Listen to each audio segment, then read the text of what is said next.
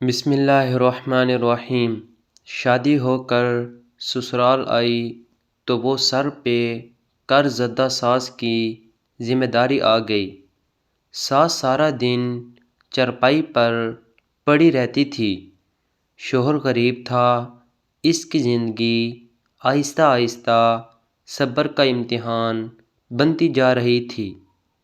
ایک دن نہا کر نکلی تو ساس کے اوپر تیز دھوپ آ رہی تھی اور ساس کی آنکھوں سے آنسو گر رہے تھے۔ میں نے فوراً چارپائی چھاؤں میں کی تو ساس نے ایک بچی کی طرح روتے ہوئے کہا، اے چارپائی تم مجھے غسل دیا۔ جب ساس کا جنازہ لے گئی تو میں اسی چارپائی پر لیٹ گئی اور آسمان کو دیکھنے لگی، جب اچانک نظر اس سے چھایا کرتے درخت پر گئی اور میں بے یقینی سے اٹھ بیٹھی۔ درخت پر پتوں کے درمیان ایک ہانڈی لٹکی تھی۔ اس کو نکال کر جو بھی کھولا تو اس لمحے اس عورت کی پوری زندگی میری آنکھوں کے سامنے آ گئی۔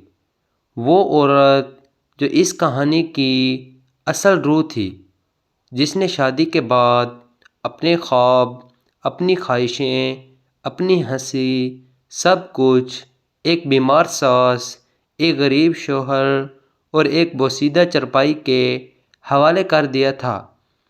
وہ صبح سے شام تک خاموشی سے کام کرتی، ساس کو نہلاتی، اس کے کپڑے بدلتی، اس کے زخم صاف کرتی۔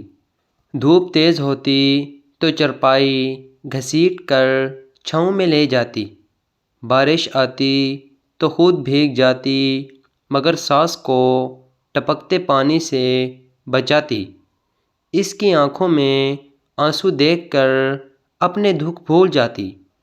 وہ جانتی تھی کہ صبر آسان نہیں مگر ضروری ہے۔ اس کا شوہر محنت کرتا مگر غربت اس کے قدموں سے لپٹی رہتی۔ دن گزرتے گئے، بیماری بڑھتی گئی، ساس کا جسم کمزور ہوتا گیا مگر اس عورت کے ہاتھ مضبوط ہوتے گئے۔ اس کی دعائیں لمبی اور آنکھیں خاموش ہوتی گئیں۔ وہ ہر رات اسی چرپائی کے پاس بیٹھ کر ساس کے پاؤں دباتی، کبھی قرآن کی آیات پڑھتی، کبھی بس آسمان کو دیکھ کر اللہ سے باتیں کرتی۔ ساس کبھی بچی بن جاتی، کبھی ماں، کبھی ہنستی، کبھی روتی، اور وہ عورت ہر روپ میں اس کا سہارا بنتی رہی۔ پھر وہ دن آیا جب ساس کی سانسیں بجھل ہو گئیں، آنکھوں میں نمی تھی، ہاتھ کانپ رہے تھے۔ اس نے اسی چرپائی کو دیکھا، اسی دھوپ کو، اسی عورت کو، اور خاموشی سے دنیا چھوڑ گئی۔ جنازہ اٹھا، لوگ آئے، چلے گئے، صحن خالی ہو گیا اور وہ عورت تھک کر اسی چرپائی پر لیٹ گئی، آنکھیں آسمان پر جم گئیں۔ سوال دل میں تھا کہ کیا صبر واقعی دیکھا جاتا ہے؟ تب اس کی نظر درخت پر پڑی، وہی درخت جسے وہ کبھی غور سے نہیں دیکھ پائی تھی۔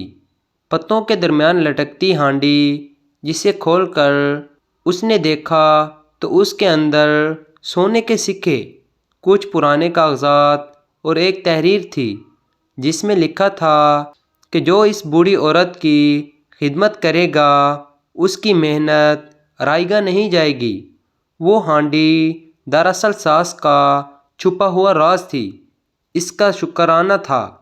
اس عورت کی آنکھوں سے آنسو بہنے لگے مگر اب وہ آنسو تھکن کے نہیں تھے، وہ آنسو اس بات کے تھے کہ اللہ صبر کو کبھی خالی نہیں لوٹاتا۔